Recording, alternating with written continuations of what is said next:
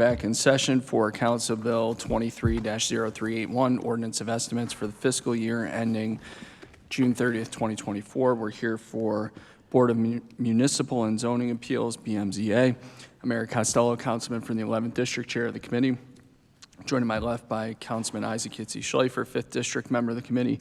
Councilman Chris Burnett, 8th District, member of the committee. To my right, Councilman John Bullock, 9th District. Councilwoman Felicia Porter, 10th District. And Councilman Robert Stokes, 12th District, Vice Chair of the committee. To my immediate right is Marguerite Curran, staff to the committee. We're also joined by members of Mayor Brandon Scott and Council President Nick Mosby's offices, respectively. We will jump right in. We have Ms. Witt from BMZA. We also have members of the law department here, and we also have one of our commissioners, Bill Cunningham, here. Ms. Witt, I'm going to turn it over to you. If you could run through your presentation, please keep it to 5 minutes, and then we will jump into questions from members. Thank you. Sure. Do I have a clicker to use? It's right here.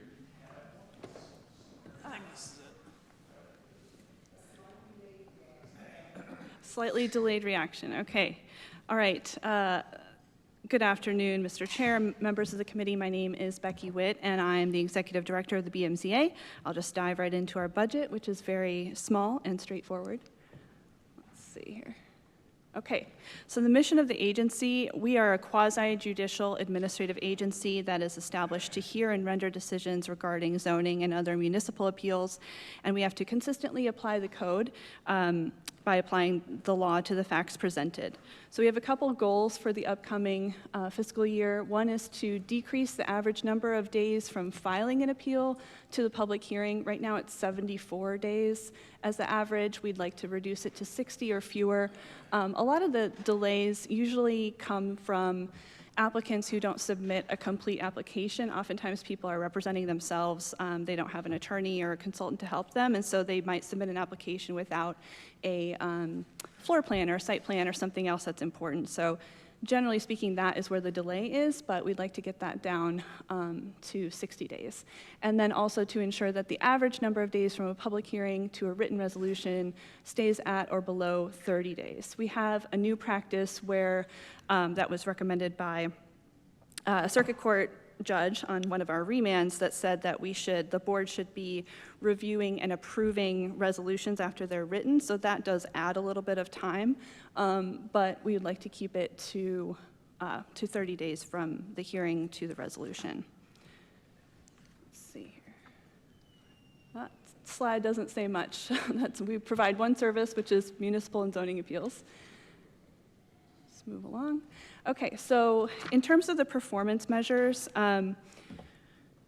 we would like to keep the percentage of appeals upheld by judicial review about at that 75% rate, which we have been hitting pretty consistently over the years. And then again, the average number of days from public hearing to written resolution has kind of fluctuated in terms of the targets over the years. This is the first time that I've been through this process, so I set the goal at 30 days, which I think is doable. And I'm the 4th executive director of this agency in 3 years, so I think some previous executive directors set it a little bit differently, but I think 30 days is a good goal for this upcoming year. And just to, I think that's all of our slides, but just to say this, our budget is all salaries, rent, and office supplies, basically. Fully staffed will be 5 employees. 4 are listed in your book, I believe. 1 was hired with ARPA funds. So that would be the executive director, the assistant counsel, which kind of functions as a deputy executive director role, which is currently vacant because that was my former position. We're actively recruiting for that. And then 2 zoning appeals officers. One of them was recently promoted into that position from our legal assistant to zoning appeals officer. So the legal assistant position is technically vacant, but we've made an offer to someone and we're waiting to hear back from her on a couple details, but very close to being officially hired, which would leave us at 1 vacancy, which I know is a special concern of this council and especially certain council people, which would be the assistant counsel position. So just to kind of wrap up and kind of address what you may be hearing from your constituents. We've had some big changes going on at BMZA this year. At the beginning of this year, the board chose to end a practice known as the consent docket or consent agenda, which is a 15 or 20-year practice in which the board approved every single appeal in which there was no opposition. And in these cases, the board didn't take testimony or deliberate or vote. They just approved the application and passed it through. And everybody liked this practice. The board liked it, shorter hearings, the BMZA staff liked it, the applicants obviously liked it, and community members probably liked it because it cleared out the cases for which there was no opposition to provide more time for the cases where there was. The problem was, though, that the consent docket was illegal.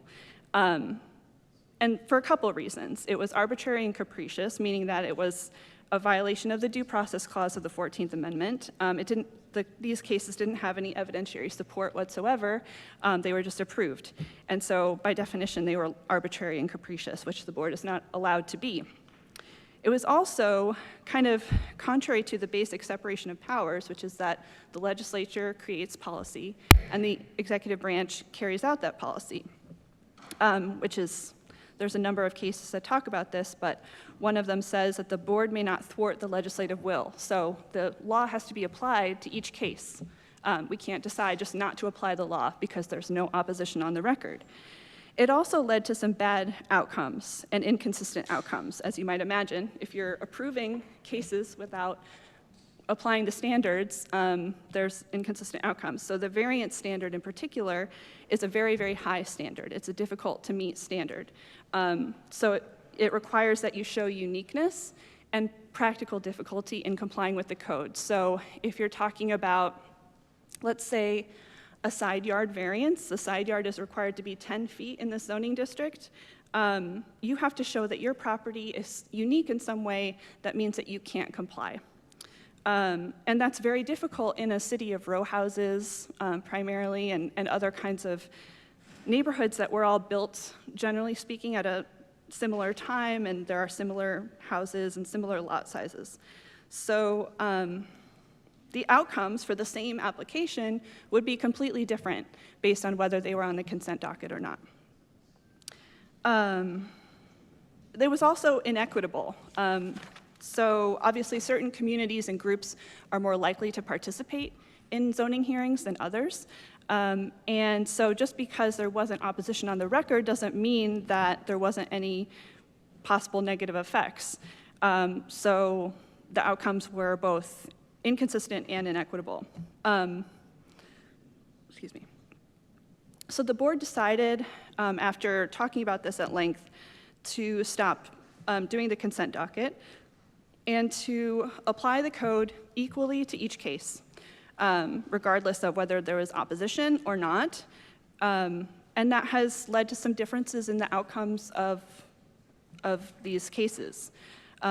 So you may be getting some calls about that, some disappointed applicants who may have gone through on the consent docket last year, but we're not doing that process anymore for all the reasons I just stated.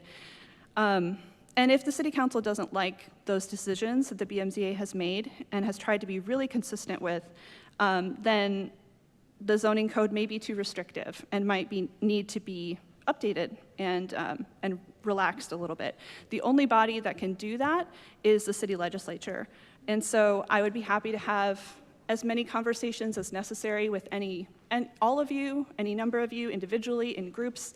I've had a lot of conversations with industry, with developers, property owners, consultants, attorneys, who all agree that this is what the code says and this is what we needed to do, and that this practice was not going to work in the long term and really hasn't been working for a long time.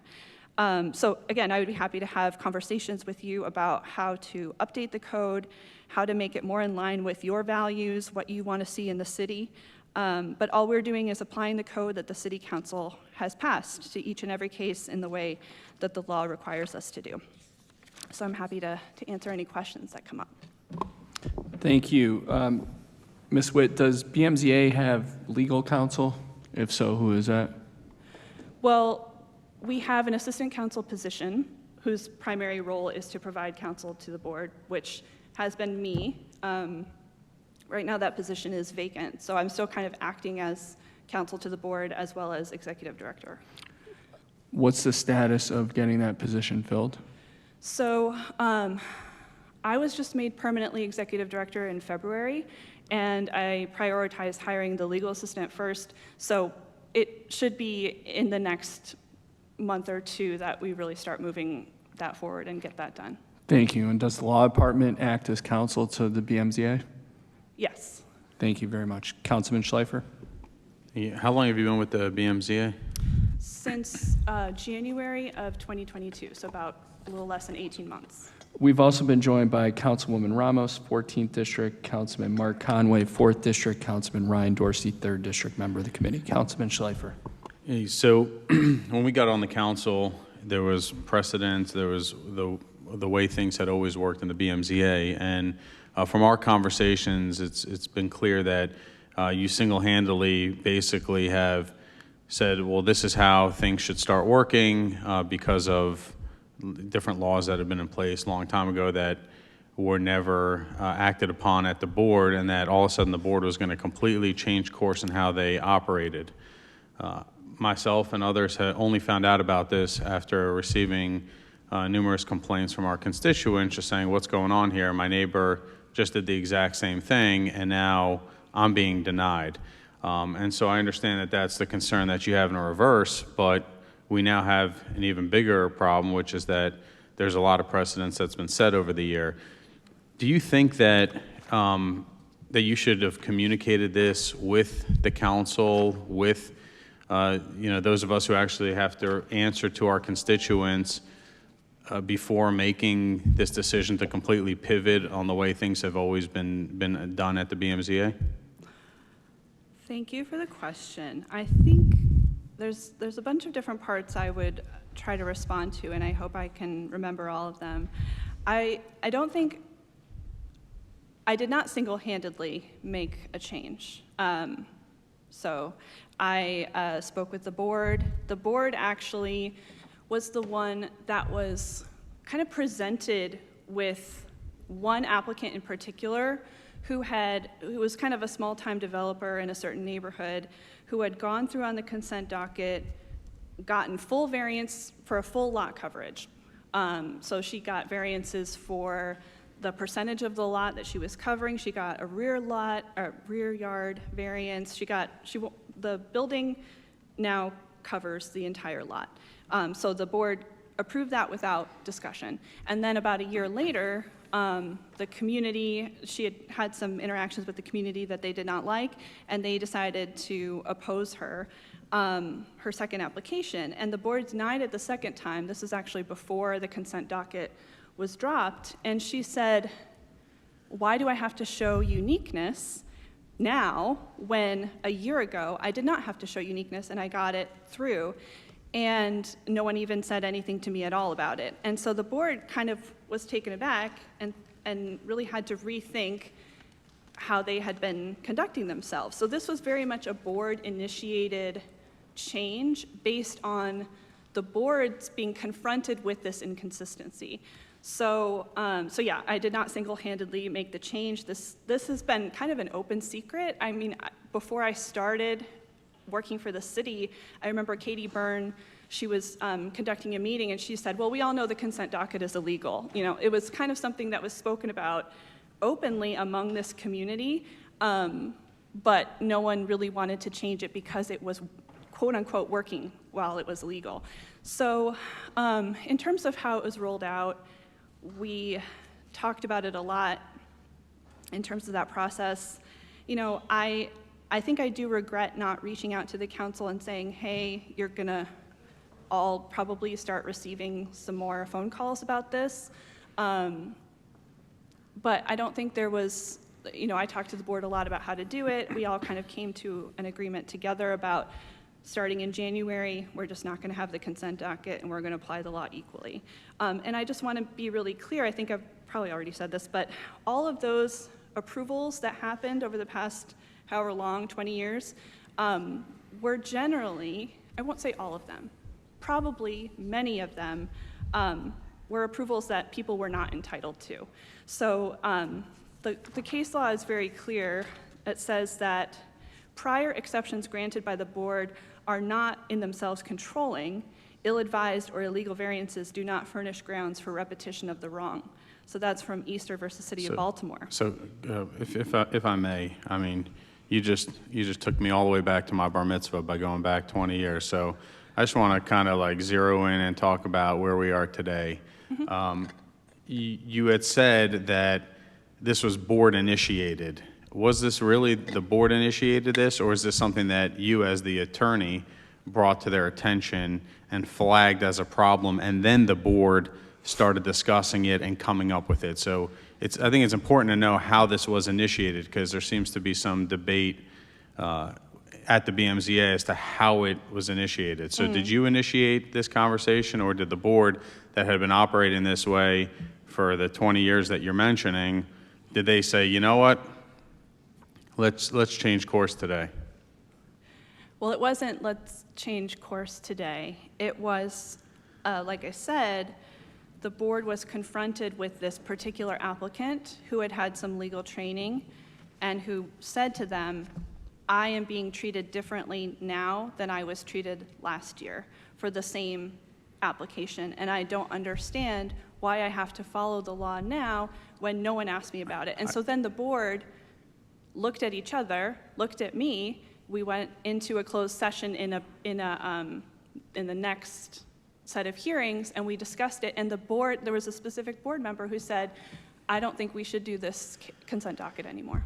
Who brought up, who initiated that this is the way the law should have been applied all that time, and that we now should change course from the way that we've been doing it? I didn't initiate it, but I did have a conversation with the board and said, this is the way we've been doing it all the time. This is what the law says. You can keep doing it this way, or you can do it, you can apply the law each time. See, you know, I'm having a challenge with that part, and I think it's important on the initiation piece of it, because we, in order to, you know, figure out how to move forward and how this should work, it's important to know, like, the background information. And you were on a panel in which you spoke about this very topic, I'm pretty sure prior to when this happened, and you referenced one of your law professors who had said that variances really should be very difficult, almost impossible to get. You recall that panel? No. You don't recall being on a panel where you talk about your law did your law professor, I don't know what law school you went to, did your law professor say that variances should not be easy to get, and spoke about this very specific issue that we're discussing right now? I am certain that I have said that. I don't remember the specific panel that you're talking about, but I'm certain that I have said, I mean, that's what the case law says, that variances are supposed to be rare. Did your law professor say it? Yeah. Okay. I don't know who your law professor is. Again, I don't know what law school you went to. Doesn't matter to me. I'm just saying, you were on a panel, that's what you said, and then later on we see this happen out of nowhere. And I'm not challenging the legal piece of any of this, okay? Because I'm not a lawyer, and if there's a problem that needs to be addressed legislatively one way or another, that's what we do. We make laws, we introduce laws to fix problematic laws, but I think that that's really the issue that we're seeing here, is that, like, from our conversation, I got the impression that you believe this is the way that it should be. You do not believe that we should change the law and make the way things have always been done the legal precedents and moving forward like that. Is my analysis on our communications, like, am I mistaken? Do you agree with the way the law is right now, or do you believe that we as legislators should change it and allow the way things have always been working to be the legal clarified norm? I don't have an opinion about the way that the law should read. I think that's more of a role for the planning department, because they're more of a policy agency. We're a quasi-judicial agency, and so our job is to apply the law consistently, and I'm agnostic as to what the law should say. I don't think it's my job to have an opinion about that. And I agree. I don't think it's your job to do that. But unfortunately, you have said on the record and on panels what your position, what your personal feelings are about certain projects and how things should be, whether it be parking requirements or this stuff. And so, I mean, we know, I know what I'm talking about. You know what I'm talking about. And so, that would be, if that was the case and you were not bringing your personal feelings about how it should be to work, then I feel like we'd be in a different position than we are today, which is like we're completely all blindsided. And now you have cost us as a city tens of millions of dollars worth of development.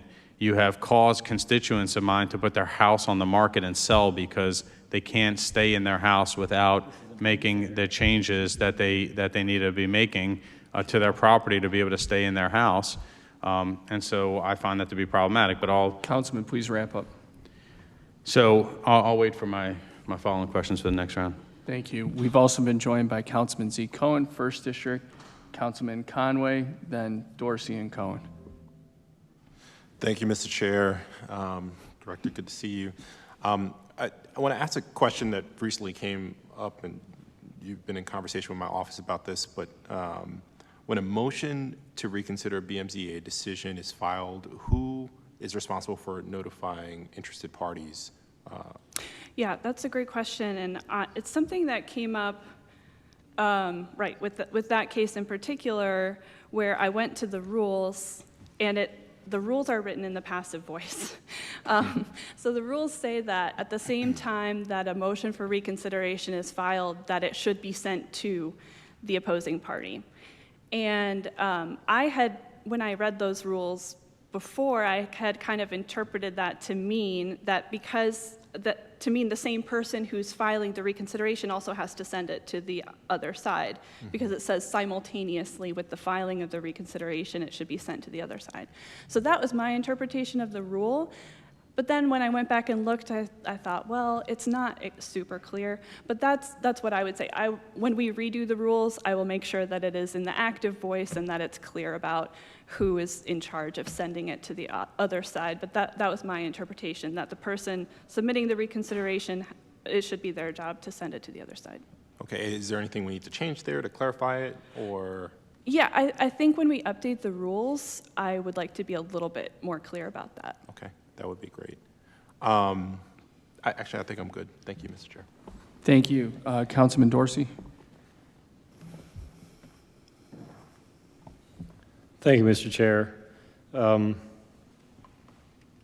Becky. Hi. Thanks for taking the position in the BMZA. It's a really important position, and I couldn't imagine somebody better for the job. I'm really thankful to have you there. I think a lot of people don't know there have been very few people in the position. My understanding is there's been like 3 BMZA directors, like in the entire history of the BMZA. That it's been 3 men who have held the position for extraordinary lengths of time, and I think that this speaks, is relevant to understanding how the practices of the board have become institutionalized and been very, very much a matter of this is just the way we've always done it, regardless of the case law. I can tell you that in just one case in my district that many people are familiar with, the board has acted in a way that has led to appeals and the case being remanded back to the BMZA twice by the Court of Special Appeals for different reasons each time, to address how the BMZA, to readdress how the BMZA had found on the matter. And so it is clear that there is a long-standing problem with, I'll say, the nonchalance with particularly the way the consent docket has been handled, but also in more specific cases that are not on the consent docket of misapplication of the law. And so I just want to be really clear that I appreciate the decision of not you, but of the board that it should uphold standards properly, regardless of how anybody feels about the outcomes of that application of the law, because it is simply the application of the law, and that it is not your position to have an opinion, even if you have had an opinion in the past. Personally, it is not your position to have an opinion about how things should work, that it is the role of the city council to make changes. You are here, and I think doing an exemplary job of assisting the board in doing its job of applying the law as it is currently written, regardless of whether or not it was applied properly in the past. And I want to thank you for that. And I have no further questions. Thank you, Mr. Chair. Thank you. Thank you, Councilman Cohen. Thank you, Mr. Chair. Thank you, Ms. Witt, for your work and for joining us. I think there are sort of two competing interests here. One is wanting to apply the law correctly, which, as you've aptly stated, is important. We are a legislature and we need to apply our own laws. The other, though, is the need to grow our city and increase investment. And I will say that I have had a great number of constituents express concerns about the shift in the BMZA policy. And I think that both concerns are legitimate. We as a city need to do everything within our power to get folks who want to invest more in Baltimore, who want to improve the quality of houses or buildings, to do so, and to do it with minimal red tape and bureaucracy. And so I am interested in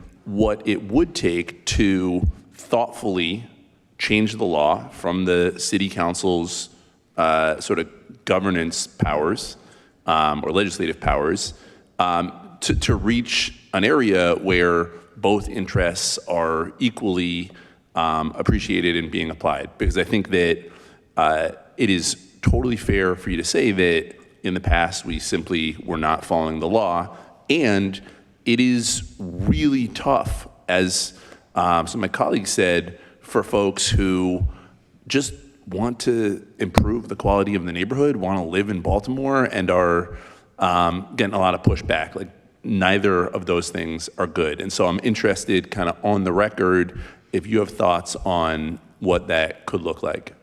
Sure. So there's kind of two maybe main ways of doing this. And as I said before, it's not my job to have an opinion about which avenue you could take. Maybe you want to take both. One way is to slightly loosen the variance standard itself. So right now, as I said, it requires uniqueness for each and every case.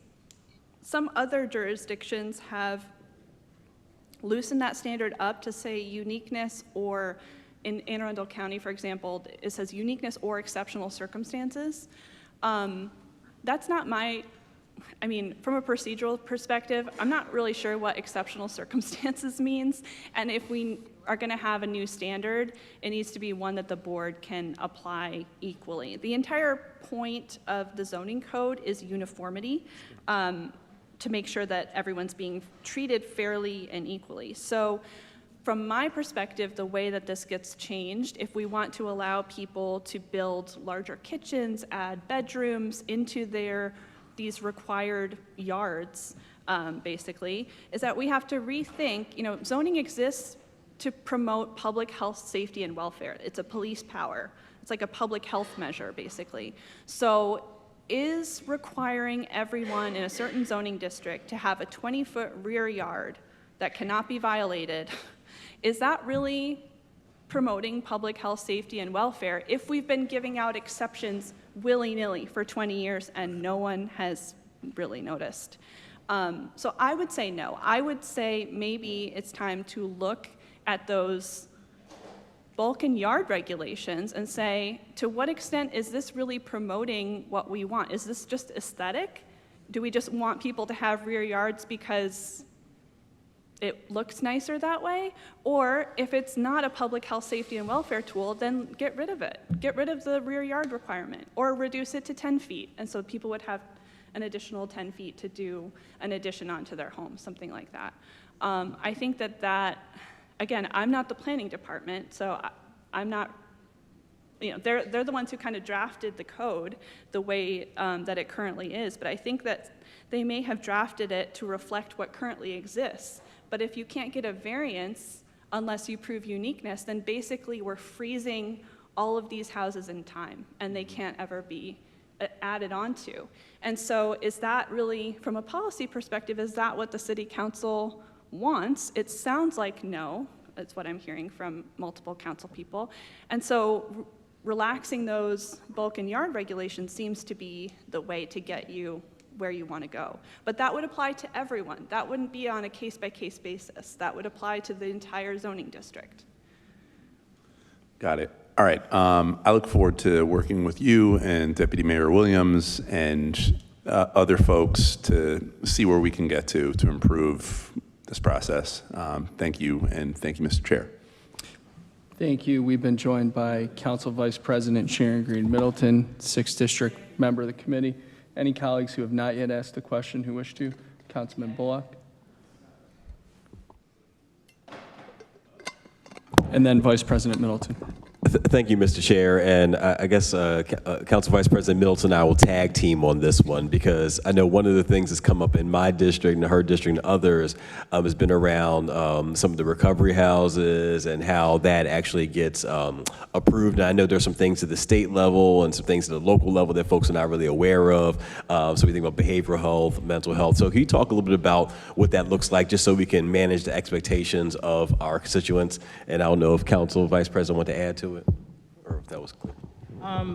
You definitely made it clear, as I definitely have situations going on now that are the cases definitely within your team, and I'll just kind of add that, the council is always seemed to we're left with trying to explain to our communities these codes and the way things are. There needs to be some kind of outreach as things have changed through zoning. Communities are not really aware, up to date, on what their responsibilities are. It's left with us to do all of that work. And quite frankly, it's not fair. It's not fair when I have to, I'll give an example of these medical treatment facilities that are coming up. There has to be some type of education piece that has to come from your office. You have taken on the task to hear these cases, but I'm feeling, and I'll speak for myself, I'm feeling like there's a battle between the council and this office in trying to work with the community. It's sad when, the community has to constantly put up fights, they follow the rules, they get petitions, and it's almost like you're not listening. And we have to communicate, and it's too much consistent communication that we have to step in and say, oh, well, what's going on with this case? Why are you still having the community wait for a decision after they've given proof with lots of things that shows that a certain place is not in compliance to have a facility here? It's not that we're against treatment. We know we have a city that needs a lot of help, especially with treatment, but communities also have a voice and want to work and help and put these places in the right places, not across from a liquor store. And I'm feeling the people on your team, my question is, have they been in this community to actually see the location? Have you been there to actually, and my answer is, I don't think so. So please respond to us. Sure. So I think there's 3 different issues here, which I'll try to address in turn. So One thing that the board is definitely seeing come across our dockets is a big increase in healthcare clinic applications.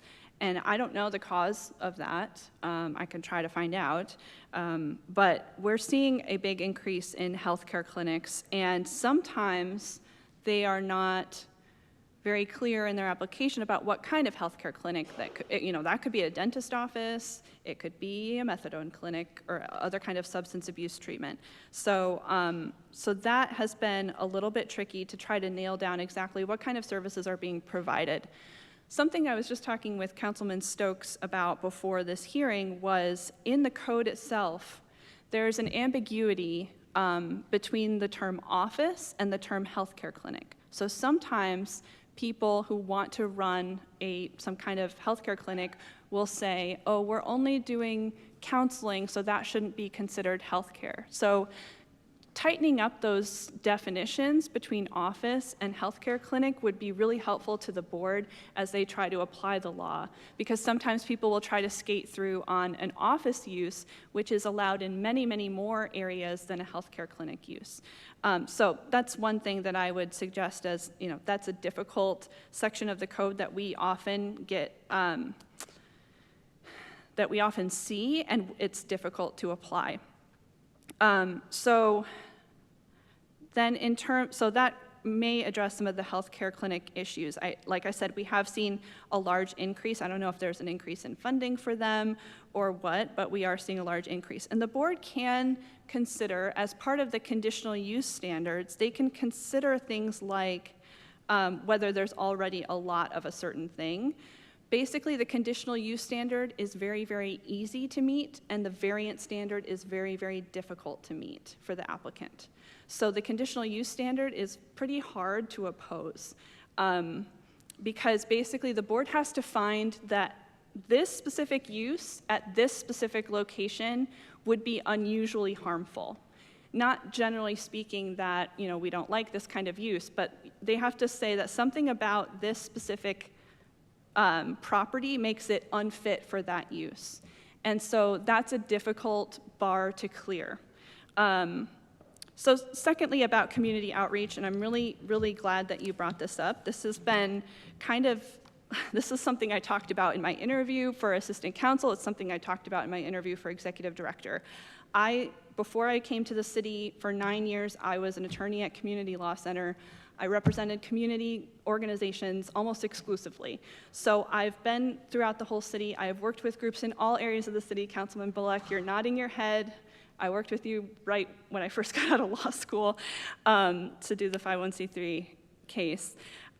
So that really informs everything about what I do, is my experience of 9 years working with communities.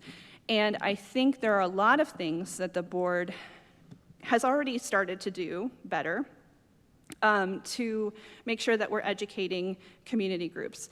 I participate in the Planning Academy every year with the Planning Department that goes over all the zoning, the different standards and how to organize your community. I redid the Community Law Center training on zoning, which I had done only a couple years ago, but I have a whole new perspective on, having joined the city government and being in charge of this agency. So I redid that. Another thing is making the hearing process itself educational. So something that the board used to do was they used to deliberate for all the cases at the very, very end. And they didn't used to give a lot of information about why they were voting in a certain way. And so instead of doing that, we're deliberating after each case. So the people who are there for that case get to hear the deliberation and hear the interaction between the board and hear the application of the law to the facts. So that in and of itself is an educational process for people. I'm also creating, and I've been kind of slow, as you may have heard from the beginning, we are slightly understaffed right now, and so just keeping up with hearings has really taken all of our time. But I'm trying to create more YouTube videos and other things to describe zoning concepts to people. Right now I just have one for variances, but I'd like to create a lot more so that people can come to our website and just kind of go through a series of videos about the kinds of things that they want to learn about. I'd like to create a whole series of videos and worksheets, kind of like a mini course on zoning that anyone can do at any time. I think that something that is difficult, I know that a previous executive director of this agency was making a plan to go out to a bunch of different community meetings and give educational talks at the community association meetings. I love the vision of that, but just from a staffing perspective, we don't have the time to do all of that. And I think it's a little bit, I love people who come to community association meetings. I've gone to many hundreds of them over the years, but I want this information to be available to anyone in the community, whether they attend a community association meeting or not. So putting it on our website and making that really easy to use is a high priority for me, as well as like setting up an email newsletter, revamping the website to be more user-friendly. Those are all things that are extremely, extremely important to me, and something that I want to work on really hard this year. And to address the specific issue that you brought up, Councilwoman Middleton, on Dolefield Avenue, this is a case, and the board hasn't made its final decision on this. It's a little bit of a tricky situation because this is a negative appeal of a permit that was issued for this shopping center. The issue with the PUD that covers this shopping center is that the PUD requires each unit owner or renter to provide parking on site. They can't get a variance to the parking requirements, but there is no parking on site. So basically, it's a PUD that will ensure that the shopping center will be vacant because each commercial use has a parking requirement. They can't get a variance, and they have to provide parking, and there is no parking. So the board will have to enforce that, but I think it's something to look at, that PUD, and decide whether it makes sense. But that's specific to the case that you raised and that we talked about this weekend. Thank you. And I just wanted to add, it's not just these medical facilities, it's the proliferation of these dollar stores as well. And because of a certain area in my district, it seems like I am now taking on this task of, I know there was a state study done. This is something else that's happening throughout the whole city. They're just popping up everywhere, and communities can't do anything about it. It's reminding me of what happened to our liquor stores, and it's the same thing. It's terrible that, I'm having 4 dollar store types within walking distance. It's just, and the community is fighting it. It doesn't make sense that is allowable, period. So, I'm sorry, did I interrupt you?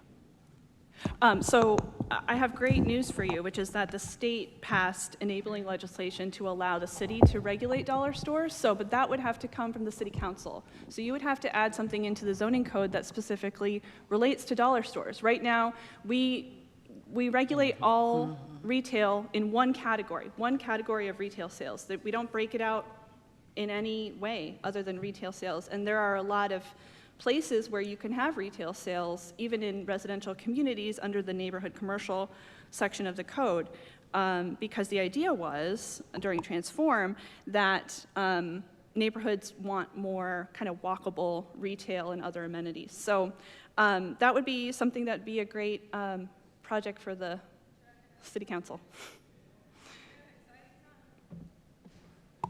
Thank you. Thank you. Anyone who didn't ask a question? Deputy Solicitor Salisbury, Mr. Levine, how do we fix the problem here? Which, are you talking about the specific, the previous question, or just in general? Or In general. I know that we had spoken about this previously, and I think that if there are some simple and straightforward ways to make changes to the code, we would be more than happy to work with the director and with the council on what those could look like. And I think that that's something we'd be happy to partner with. The other part of what we discussed. So, you be more specific? I know we're talking about the variance issue. The conversation we had at 10:30 this morning. Yeah, so again, I think talking about the variances and how that's, you know, how those have been, how the board has changed what it's, you know, sort of how it's interpreted those recently. Again, as we discussed, the law department, we're not in a position to sort of dictate to the board what they can or can't do. I think we can say, you know, we're familiar with the change. I think that our sense has been that what the board did is not necessarily illogical given the change in language when Transform was adopted. That said, we're certainly, you know, I think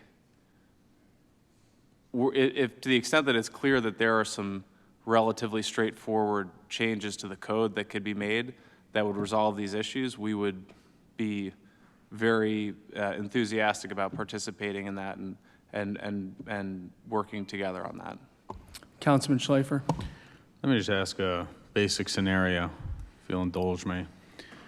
A lot of neighborhoods in the city, the blocks, it all looks the same, right? The block I grew up in, every single house is exactly the same. They're semi-detached houses. Your door's either over here or your door's over there. Your living room's on the left side or your living room's on the right side. It's the exact same house, the same square footage, same everything, right? Somebody on the block is suffering from ALS, and he needs a variance. Why does he need a variance? Because in order to get into the house I grew up in, you have to walk up a lot of steps. There's no bedrooms on the first floor. There's no room to do that. You would have to add an addition on. Every house looks identical. In that scenario, does that applicant get a variance to build a one-room, ground-level entrance into his house so that he can live the rest of his life in the house that he raised his family in? Is that a question for me? Yeah. Okay. So the board would decide that, not me. I don't tell the board what to do. I just give advice about where they're allowed to use their discretion. The board has, I will say this, granted a variance in a similar situation where, actually I think it was in your district, where there was a family with a son who was in a wheelchair and who needed some assistance with building ramps, and they needed more space to kind of maneuver him around. And the board did approve the variance under the uniqueness standards because as applied, it's tricky because technically you're not supposed to consider the people living or using the property. You're supposed to consider the property itself separate from the people. But there is a case in a different jurisdiction where the board did allow a variance to accommodate someone with a wheelchair. And so the board used that as kind of precedent that would allow them to. I'm asking Baltimore City today. Yeah, so So right now, would you recommend that the board approve this person's application when there's zero things unique about the property? They're actually identical to the entire neighborhood, but their situation is unique. Because when you opened up your opening statement, you said about how other jurisdictions have such leeway, and we don't currently, and maybe that's something we should look into, I agree. Mm-hmm. But right now, today, that guy with ALS applies for a variance. Do you guys recommend that it gets approved?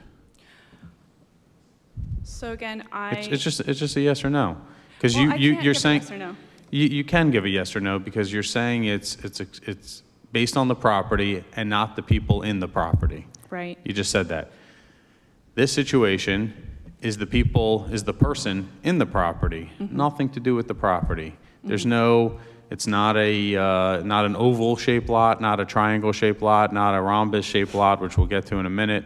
Mm-hmm. None of that. It's a straight up identical to every other house on the block and the neighborhood. Would that get approved, yes or no? I would say that it's within the board's discretion to approve it. And if I could just add, Councilman, we also would agree that it would be within the board's discretion. I mean, the board could could provide a reasonable accommodation under the Americans with Disabilities Act. So if the person were to request a reasonable accommodation, it would be within the board's authority to grant that in the situation you provide. So where does that end? So somebody who has a disabled parent who wants to live with them, like in the case that you guys just denied last month, does that, you know, where do you draw the line? So is it only if they're in a wheelchair, or is a disabled person with a cane, does it apply to them also? Where are you drawing the differentiation? Because right now, under the current way the BMZA is operating, there's far more of those situations where it's not, you know, there isn't that leeway being looked at. It's specific to the property, is how you guys have been saying it on all of your meetings. So when do you guys bring those other things into consideration? Because I have not seen that in the recent hearings. I have not seen you guys take into consideration the disabled person who's living there, or a parent or grandparent who needs to move in with their family. That has not been taken into consideration. The case that I'm thinking of, the board did approve the variance for the wheelchair. When was that? I can look it up. Was it last month? Was it the month before? I believe it was before Sabrina left, so it would have been in January or February. January or February. Were you in charge in January or February? I was made executive director, I think, February 21st. So was it before you became the executive secretary or Well, executive director, or what? I was acting executive director. Okay. Was there still a consent docket at the time? No, we stopped doing the consent docket as of January, the beginning of January. Which meeting? January? I don't know, whichever was the first one in January. I don't know the specific date. So now what you're saying is that you're actually opening us up to significantly more lawsuits, because I'm telling you, I know people in my district whose applications were denied recently, who have a disabled person who's living in the house, which is the need for their variance, and you're now telling us that you're willing to give based on the disability, and you have indeed done that. I'll wait for the specific information on that one, which I'm glad to hear that you guys had some compassion there, but that compassion has not been evenly applied. And so are we going based off of the uniqueness of the property, like you said when I started this specific question, or is there additional leeway that you're going with now? You're saying that. So which one is it? So I would say that when a disability specifically has been raised, in the case that I'm thinking of, the board has granted the variance, and in part because of that disability. In other cases where the idea of disability has not been raised, like just to say, well, you know, my parent or someone in my family is going to live with me, then the board has not taken that into consideration. And when you have heard those things, right, and I know you have, like when you've heard people say, oh, my parent, you know, needs to come live with us or something like that, do you take them aside and say, hey, look, if you elaborate on why your parent has to come live with you, then you'll likely get this variance, or do you not, or have you not done that? I have not done that, because that would be providing legal advice, which I cannot do. I think that the board has tried to be, and I don't want to speak for them, but I think that the board has tried to be as generous as they can within, and so when they see within the approval standards. So when they see a case like that, where maybe there's a possible exemption that this person could apply, or, you know, that could apply to this person, they've tried to draw that out. But they haven't. So, you know, another thing I I saw you had spoken about, and I assume this was back in your time at the Community Law Center, which you just mentioned, about the Burger King drive-through. I assume that was back. Was that while you were at the Community Law Center, or was that when you were at the city? Yeah, I represented the Lake Walker Community Association for the Burger King drive-through. Yeah. Okay. That was Community Law Center. Okay, and where is that community located? Is that East Baltimore? No, it's the far north border of the city, right off of York Road. Isn't that like an upper middle class neighborhood? Yeah, I guess I would describe it that way. So why would, I thought the Community Law Center is only providing pro bono services for. Getting a little out of. Okay, I mean, I'll move on from that piece. It's just a little confusing to me why they were involved in, why they're doing that. But in the same scenario, you mentioned that the Burger King was by right, but the drive-through was conditional use, right? Yes. And so whereas people in that community at the time were fighting the Burger King for a variety of reasons, primarily they don't want a burger joint. They wanted something more healthy or something, whatever. I don't know. I mean, whole variety of reasons why people fight different restaurants. I don't know Burger King from the next one. I've never eaten at Burger King, so I don't know if it's healthy or not. But you had that angle where you're like, okay, well, here's this. And so you take the people and you zero them in and you say, hey, here's how you accomplish what you're trying to accomplish, right? That's, what were you protecting there? I mean, protecting it as far as a restaurant and a parking lot, you're protecting a parking lot. Here, what I'm talking about, where I feel like what we're supposed to be doing as council people, and what we all do, is we fight every single day for our constituents, every single one of us. And the things that pull at your heartstrings the most are people who are just, disabled people, seniors, children, people who can't fend for themselves, who need our help, and without our help, frankly, they're in trouble. And so this board is denying requests of those people. I have seniors who are disabled, who can't live on their own anymore, who want to go and move in with their child, but they can't because you guys denied them the opportunity to enclose a porch and let that be, grandma's room. And so I'm just curious, like, why don't you, when somebody's bringing that up, why haven't you guys said, hey, tell us more about why your mother needs to live with you?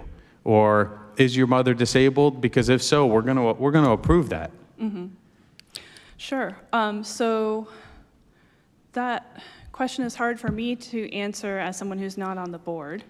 And I'd point out a few things. First of all, that the conditional use standard that you talked about with the Burger King and the variance standard are two very different standards. The conditional use, anyway.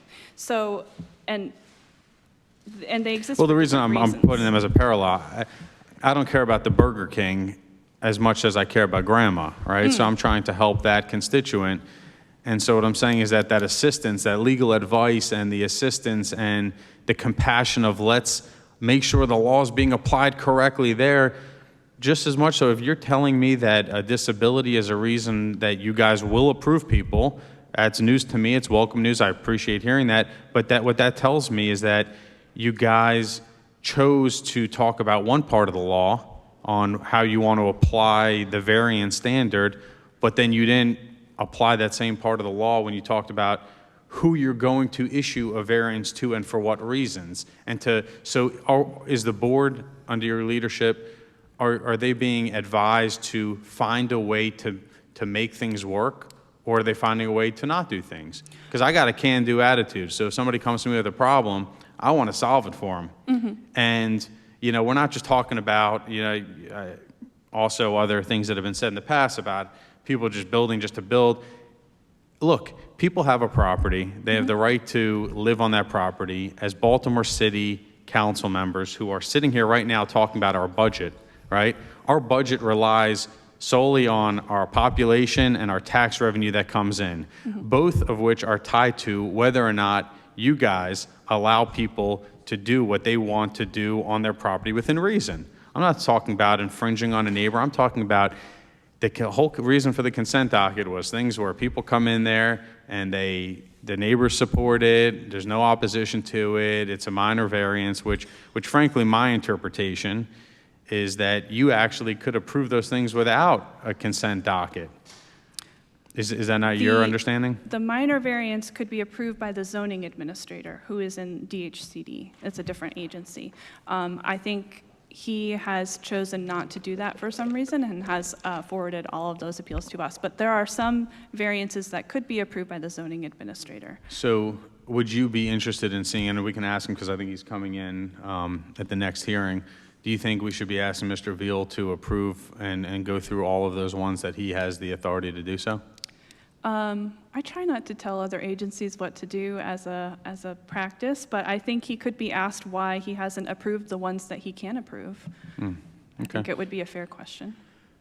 Right. We'll ask him. We'll ask him about that. So these variances that you guys have denied, ones that like a recent ones where it's because of a disabled family member want to live there.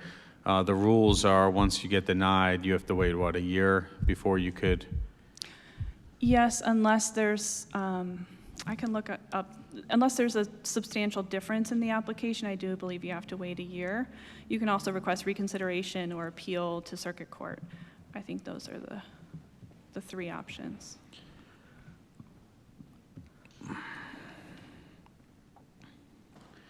Do you keep track of the?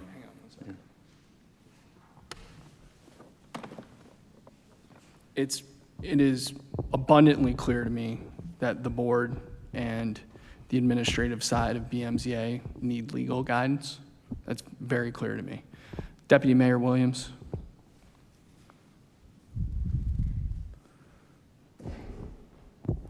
Per the conversation that we had at 10:30 with the law department this morning, what can be done here? Good afternoon, for the record, Justin. Turn your mic on. Thank you. On now. Good afternoon. For the record, Justin Williams, Deputy Mayor for Community and Economic Development. On the specific issue on the non-conforming structure expansion, I mean, my intent is to work with the law department to have a closed session discussion on the law and give them the guidance that there is no case law that says they cannot grant the variance to that specific issue that came up in the rhombus-shaped lot. That's one area where we can, I think, specifically give the guidance that there is more leeway than the board has come to believe they have. The board obviously is independent and they can make their own decision, but my sense is they feel constrained by case law that isn't, but there is no actual constraint there. So that's one threshold matter, and there's a broader threshold matter to the issues here about the variance standards for uniqueness and what makes a property eligible and a project eligible for a variance. I think there should be and can be some guidance to say, like, you as a board are the arbiters at the local level of what is unique and what is approvable, what meets the standards. And so they have some leeway and they can be coached or said to take it if they don't wish to. And there's, if they can't find it, they can get there when they review the standards and review other findings of fact they have to make. That is, and so be it. But I think there is, based on what I've heard, that the board has come to believe that they're more constrained than they actually are. Thank you, Deputy Mayor Williams. Ms. Witt, when you get this guidance from the law department after Deputy Mayor Williams convenes his meeting, my assumption is that you'll be following that legal guidance? Sure, I look forward to reading it, yeah. Okay, but I guess what I'm asking is you'll be following the legal guidance you get from the Department of Law, because if you recall, the first question I asked today was if your legal counsel is the law department, and you said yes. Thank you very much. Commissioner Cunningham, I would greatly appreciate if you would share with your colleagues on the Planning Commission. You were there for some time, Commissioner. Commissioner Cunningham, I would really appreciate if you would share with your colleagues on the zoning board what you've just heard here today. And Deputy Mayor Williams, I want to thank you for your leadership for stepping in here to help resolve this problem. It's greatly appreciated. Councilman Schleifer, I'm going to ask you to wrap up, and then we got one last one from Council Vice President Middleton. So can you just explain to me why the rhombus shape, why that shape doesn't qualify, why that's denied. I mean, because when you and I spoke, you basically explained to me if it's a normal shape, you know, if it's a square, rectangle, right? Denied. If it's, you know, triangle and there's a uniqueness to that, I mean, a rhombus is pretty unique in my opinion. So why would a rhombus be denied? So in that case, again, the board is making the decision, not me. In that case, there was an issue, I think, that Deputy Mayor Williams just alluded to with it being a non-conforming structure. So in the code, it says that if the structure as it exists, which this particular structure was set back 4 feet from the side lot line, the interior side requirement is 10 feet. If a structure does not comply with the bulk regulations, then you can't add to it in a way that would create a new nonconformity or that would increase the degree of nonconformity. So that's where the board made its decision. I think some of the board members were kind of thinking along the rhombus lines of it being a little bit unique, although it did seem like the rest of the houses on that block were all a similar shape. And so uniqueness really is All right, they're supposed not to... all rhombuses. I mean, I know that. Okay. It basically, that's where I think the inquiry ended for that particular property, the nonconforming structure section of the code, which is different from variances. So why not just put a map online and say, here's, if you're one of these shapes, come forth and there's a chance, and if you're one of these shapes, then don't.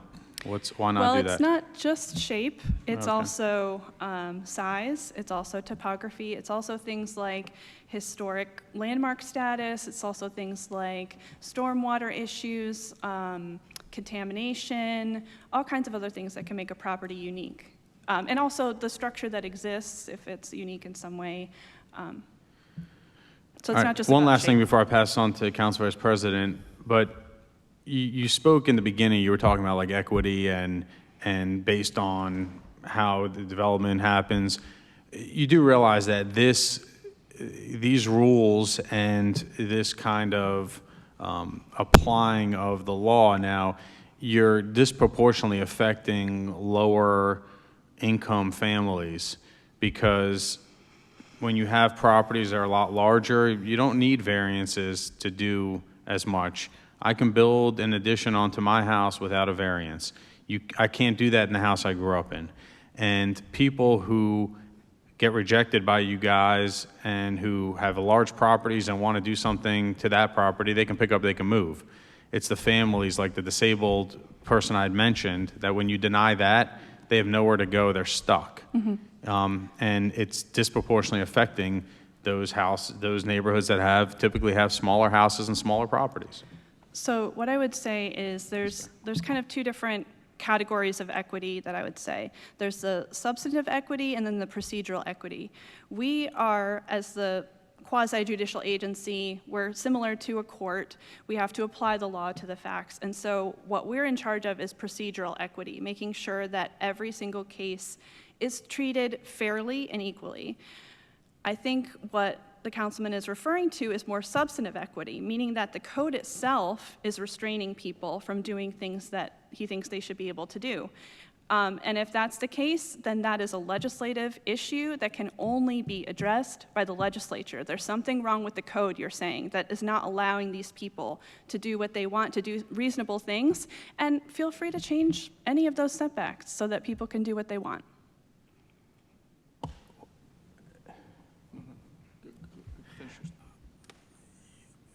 If we were to do that, and I've looked into doing that, and ultimately that is going to be the unintended consequence here. But if we were to just go ahead and change these setbacks completely across the board, then we have a lot more unintended consequences. What I had hoped for the board and what the board had done, you know, in a very reasonable basis up until the past 6 months was they were taking a lot of factors in consideration. They were making decisions, some of which I agree with, some of which I didn't, but it was very fair and balanced up until February of this year.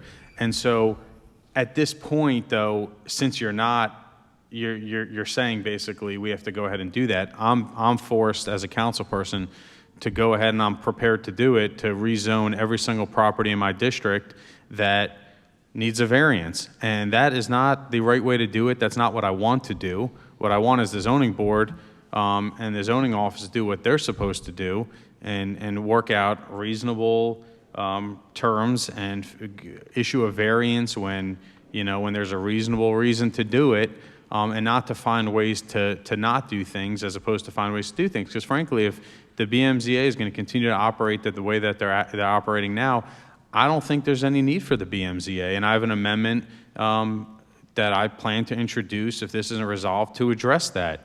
It's very simple. It's my amendment number 1. It's to completely zero out the BMZA budget, because I believe that based on the way the BMZA is operating today, that you guys can just operate and have one person working working alongside Jeffrey Veal, and you guys can sit there and say yes, no, based on if they meet a specific, because there's no more, the discretion's out the window.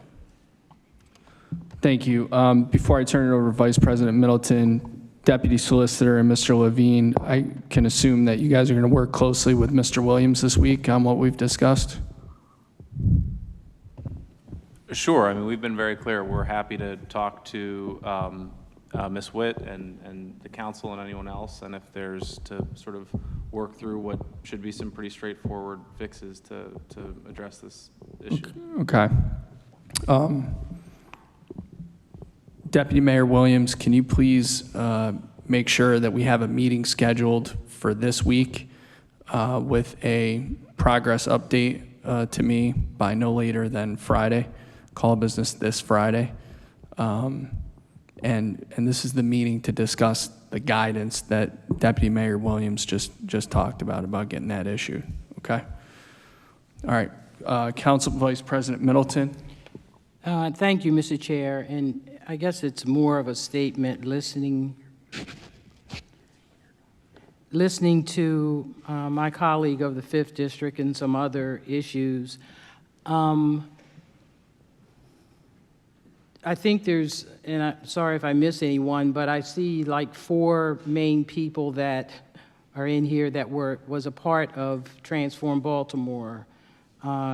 Chairman Costello, myself, now Deputy Mayor Williams. I remember him being a part of Transform Baltimore, and Commissioner Cunningham with such wonderful expertise and experience. And I remember this was something that the council then just continued to discuss, of how this would become a problem, the conversation that we're having now. And I just want to say, first of all, thank you, Director Witt, for stepping in and taking on this task, because there's probably going to be problems a lot more as we move along. And I just want you, I think a good word of advice is to consistently keep planning involved, try to keep the council involved about zoning language that is causing problems. The council, we are the ones that are consistently in the community. We are community conscious, and everything seems to fall on us because of that. And somehow,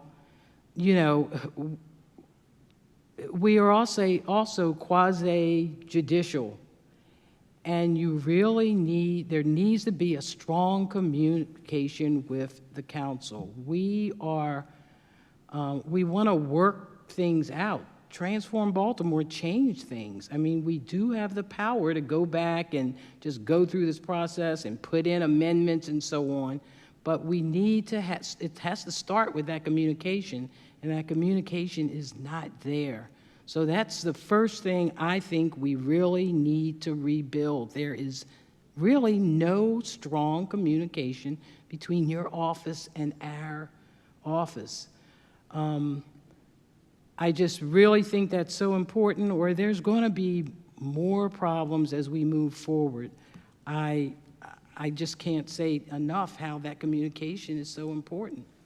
you can make a final comment, and then we'll go back to Councilman Slifer.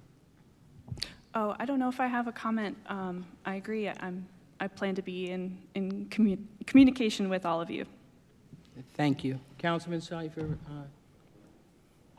back to your questioning. I'm good. I don't think you want me to ask the next things I want to ask. Is there any other council people that have any questions? And on that note, again, thank you for hearing us and trying to work through some of these issues, and we're now in recess for the next group coming in, which is Department of Housing and Community Development. We'll take a recess while they do the transfer.